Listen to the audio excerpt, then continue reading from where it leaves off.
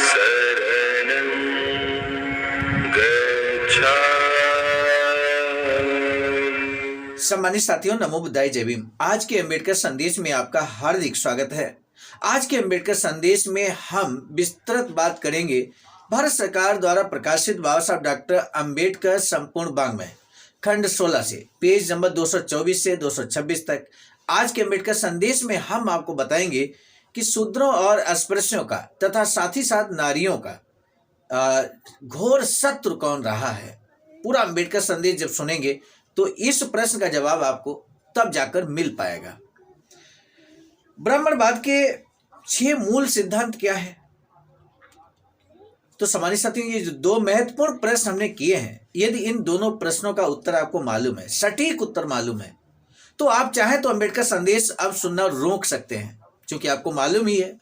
यदि आपको इस बारे में कुछ भी थोड़ा भी संदेह है तो आज के अम्बेडकर संदेश को अंतिम शब्द तक आपको जरूर सुनना चाहिए, क्योंकि यहां पर आधा आंसर तो आधे अम्बेडकर संदेश में मिल जाएगा।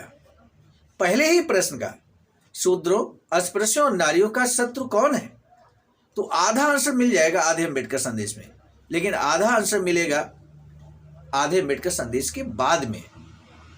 लगभग 10 मिनट का ये वीडियो अम्बेडकर संदेश होने वाला है।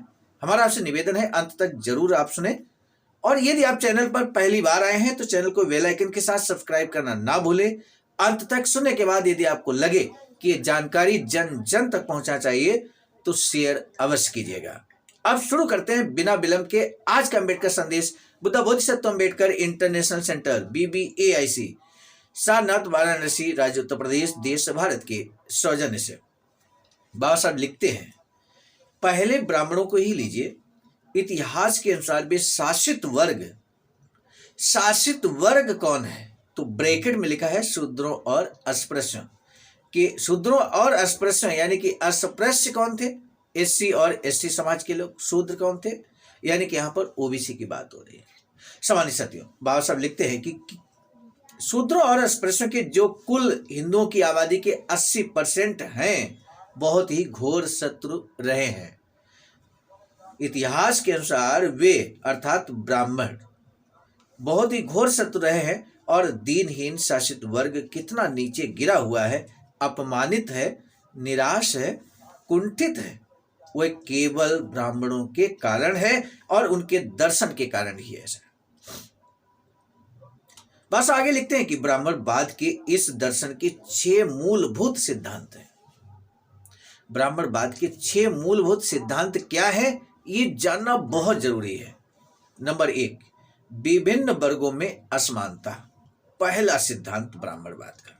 दूसरा है शूद्रों और अस्पृश्यों पर शस्त्र आदि रखने पर पूरी रोक, और तीसरा है शूद्रों और अस्पृश्यों के लिए शिक्षा का द्वार बंद करना। चौथा है सत्ता और अधिकार से शूद्रों और अस्पृश्यों को दूर रखना। 5वां है शूद्रों और अस्पृश्यों को संपत्ति अधिग्रहण से वंचित रखना, और 6ठा सिद्धांत है स्त्रियों की पूर्ण अधीनता एवं दमन।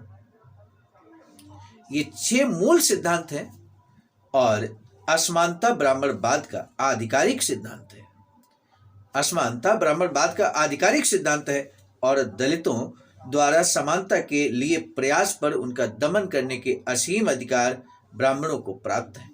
कुछ देश ऐसे हैं जहां शिक्षा कुछ लोगों तक ही सीमित है, परंतु भारत ही एक ऐसा देश है जहां प्रबुद्ध वर्ग जैसे कि ब्राह्मणों ने शिक्षा का एकाधिकार ही नहीं कर रखा है, बल्कि निम्न वर्गों का शिक्षा ग्रहण करना अपराध मानकर जीव काट लेने की सजा तथा अपराधी के कान में पिघला हुआ शीशा डालने की व्यवस्था की है। कांग्रेसी राजनीतिज्ञ शिकायत करते हैं कि अंग्रेज भारतीय जनता को पूर्णतया शक्तिहीन करके शासन कर रहे हैं, परंतु वे भूल जाते हैं कि शूद्रों और अस्पृश्यों को शक्तिहीन करने का कानून अंग्रेजों द्वारा नहीं बनाया गया, ब्राह्मणों द्वारा लागू किया गया था।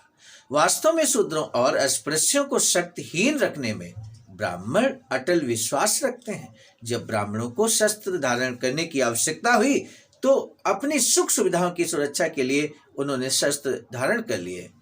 उसके लिए उन विधानों का पुनरीक्षण कर डाला और शूद्रों तथा अस्पृश्यों को बिना उनकी मुसीबतों को सुने शस्त्र रहित ही रखा गया। यदि आज भारत की जनसंख्या में अधिकांश लोग पौरुषहीन हैं, उनका मनोबल नष्ट हो गया है और वे दुर्बल हो गए हैं, तो उसका मुख्य कारण है ब्राह्मणों की पूर्ण निरस्तीकरण की नीति। जो आज भारत की जनसंख्या में अधिकांश लोग पौरुषहीन हो गए हैं, बाबा साहब कहते हैं, उसका जो मुख्य कारण है उनका मनोबल जो नष्ट हो गया है, वे दुर्बल हो गए हैं, निर्बल हो गए हैं। इसका जो सबसे बड़ा मुख्य कारण है वो है ब्राह्मणों की पूर्ण निरस्तीकरण की नीति। यानी कि कोई शस्त्र नहीं रख सकता जिसे वे युग के युगांतर से शूद्रों के प्रति अपनाते चले आ रहे हैं। कोई भी ऐसी सामाजिक बुराई तथा सामाजिक कुप्रथा नहीं है जिस पर ब्राह्मणों की मोहर न लगी हो। मानव का मानव के प्रति अमानुषिक व्यवहार, जैसे कि जाति पात की भावना, अस्पृश्यता, उच्च पद पर पहुंचने पर रोक, योग्यता की अनदेखी करना ब्राह्मणों का धर्म है। ये मान लेना गलत न होगा कि किसी मनुष्य द्वारा दूसरे के साथ ऐसे पाशविक व्यवहार करना ही ब्राह्मण धर्म है, क्योंकि ब्राह्मणों ने समाज की पतितम प्रथा को सह दी, जिससे भारत में स्त्रियों को जितने घोर कष्ट उठाने पड़े उनकी संसार के किसी अन्य भाग से तुलना नहीं की जा सकती। विधवाओं को सती होने के नाम पर जीवित आग में झोंक दिया जाता था। ब्राह्मणों ने सती प्रथा को पूर्ण समर्थन दिया। विधवा स्त्रियों को पुनर्विवाह करने पर प्रतिबंध लगा दिया।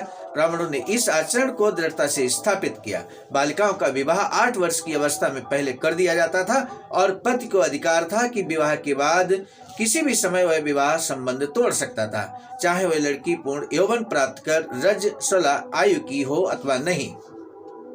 उन्होंने इस सिद्धांत को पूरा प्रश्रय दिया। शूद्रों, अस्पृश्यों और नारी के लिए ब्राह्मणों ने जो घृणित विधान रखे, संसार के अन्य भागों में किसी बौद्धिक वर्ग में उनका सानी नहीं है, क्योंकि संसार के अन्य भागों में बौद्धिक वर्ग ने अपने ही देश के अशिक्षित लोगों को सदा के लिए अज्ञानता और निर्धनता के गर्त में नहीं ढकेला, जैसा कि भारत में ब्राह्मणों ने किया है।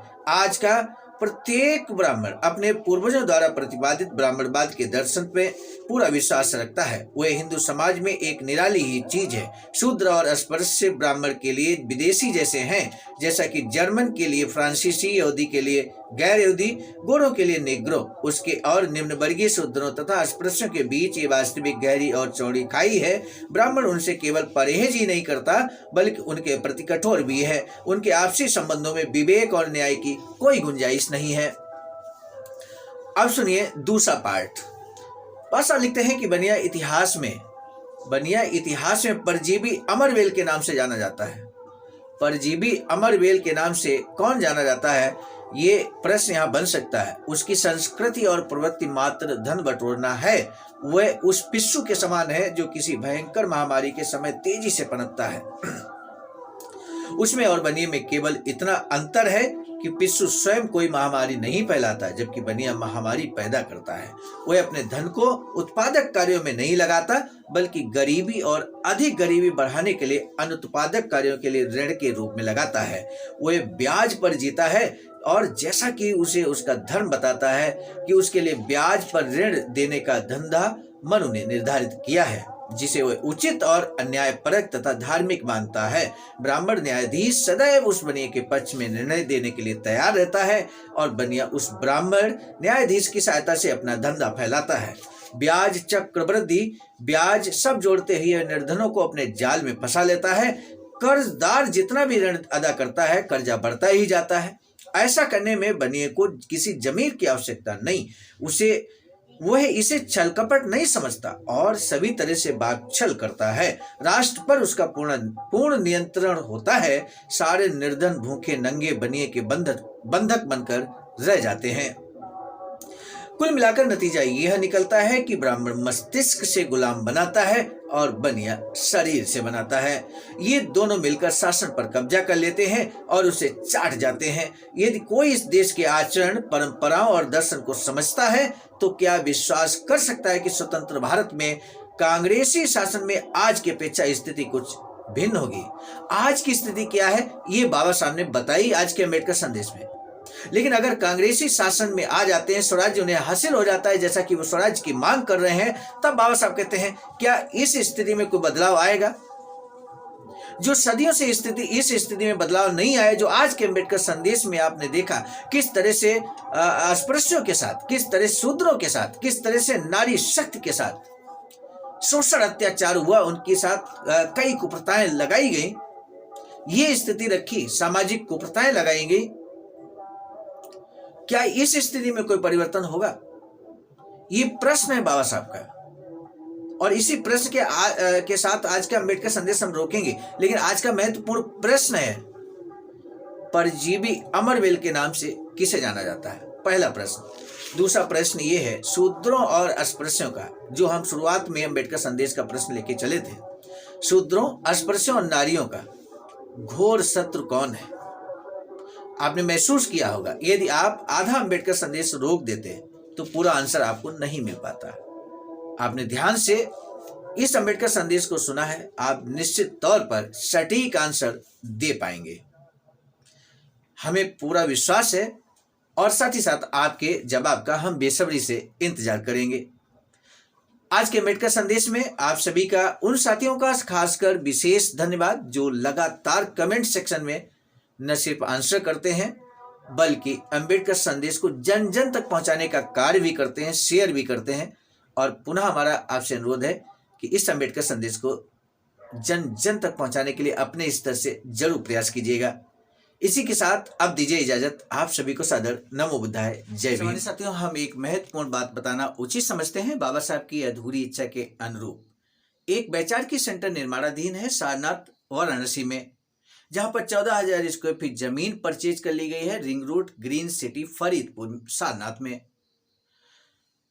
वैचारिकी सेंटर के प्रशासनिक ब्लॉक का निर्माण कार्य कंप्लीट हो चुका है। शानदार बेहतरीन प्रशासनिक ब्लॉक का निर्माण पूर्ण हो चुका है। आगे अब मुख्य भवन को बनाने की बारी हम सबकी है, और इस हेतु आप दिए गए अकाउंट नंबर पर अपना अमूल्य योगदान कर सकते हैं। आज का अम्बेडकर संदेश हम लेकर उपस्थित हुए थे मिशन नायक बुद्ध मित्र मुसाफिर सर, राष्ट्रीय अध्यक्ष आवाज का नई दिल्ली की प्रेरणा में, और साथ ही साथ संकलन कथाक्रम में परम आदरणीय विजय कुमार बौद्ध जी, प्रांतीय कोषाध्यक्ष आवाज का बिहार, प्रस्तुत कर्ताक्रम में मैं स्वयं सर्वजीत आर्य, राष्ट्रीय मीडिया प्रभारी, IT सेल आवाज का नई दिल्ली। मिलेंगे नए डॉक्टर अम्बेडकर संदेश में, तब तक दीजिए इजाजत। आप सभी को सादर नमो बुद्धाय, जय। सम्मानित साथियों, यदि आप हमारे इस चैनल आवाज का ऑफिशियल, जिस पर नियमित सुबह 5 बजे डॉक्टर अम्बेडकर संदेश आपको मिलता है, आप हमारे इस चैनल को सपोर्ट करना चाहते हैं, तो हमारा आपसे निवेदन है कि आप हमारे इस चैनल को सब्सक्राइब कर लें, वीडियो को शेयर, लाइक, कमेंट जरूर करें।